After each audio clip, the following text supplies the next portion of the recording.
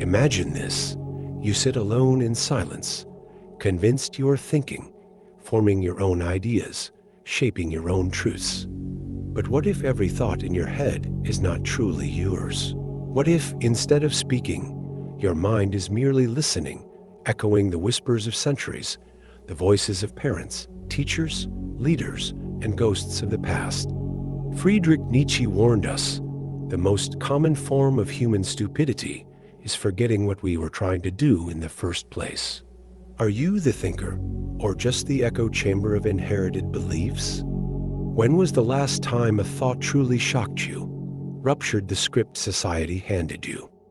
Most of what we call thinking is just replaying old tapes, mistaking borrowed words for wisdom. If this is true, then who, or what, has been speaking through you all along? The silence that follows this question is louder than any answer.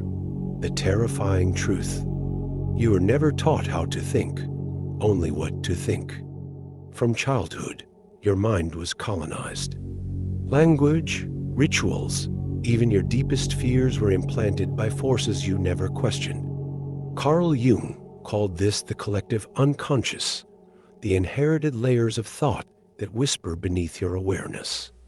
Nietzsche saw it as moral slavery, society's values branded into your psyche before you could resist. Why does this happen? Because stability demands conformity. A predictable citizen is a controllable one. Schopenhauer understood. Most people would rather cling to comforting lies than face the vertigo of true autonomy. Even your rebellions are often scripted, rejecting one system only to kneel before another. The chains aren't on your wrists. They're woven into the very fabric of your cognition. But here's the trap. The moment you glimpse this, the system fights back.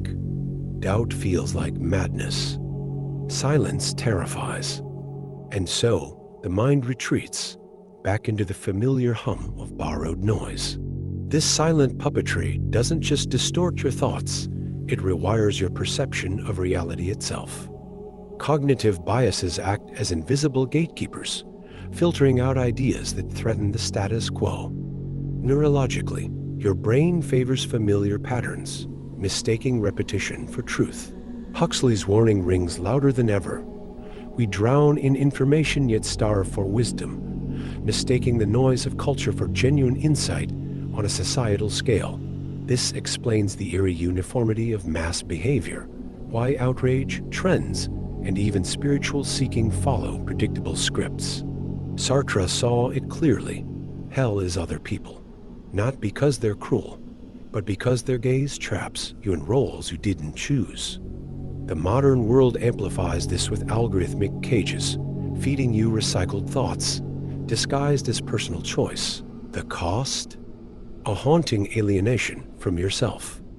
You scroll, consume, and perform, yet feel an ache beneath the frenzy. It's the suppressed scream of a mind that knows. You're quoting, not creating. Living, but not awake. The escape begins with a single devastating act: suspicion toward every thought that feels too familiar.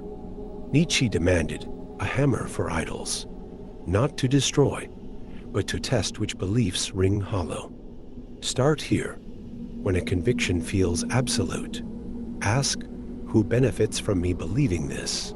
Trace its roots to childhood, media, or tribal allegiances. Schopenhauer prescribed intellectual solitude, not physical isolation, but the courage to let the mind reverberate in empty space.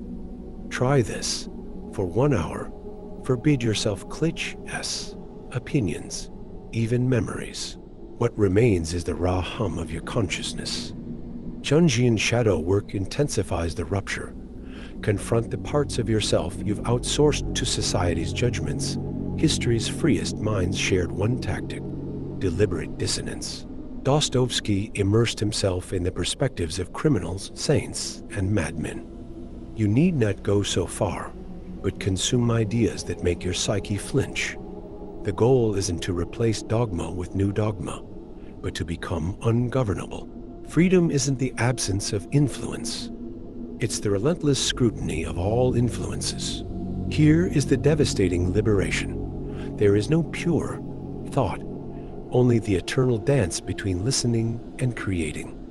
Nietzsche's greatest insight was that even the act of rebellion is shaped by what came before. Yet within this paradox lies your power. You are not the first voice in your mind, but you can become the last, the moment you accept that every idea is inherited. You gain the only real freedom, curation.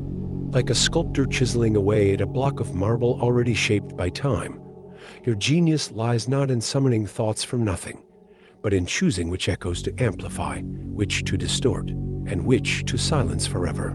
This is why the Greeks inscribed, "Know thyself" at Delphi, not as an invitation, but as a warning. The self is not found. It is forged in the friction between society's whispers and your defiant reinterpretation. So ask yourself one final question. Now that you know you've always been listening, what will you dare to repeat? The silence that follows is where true thinking begins.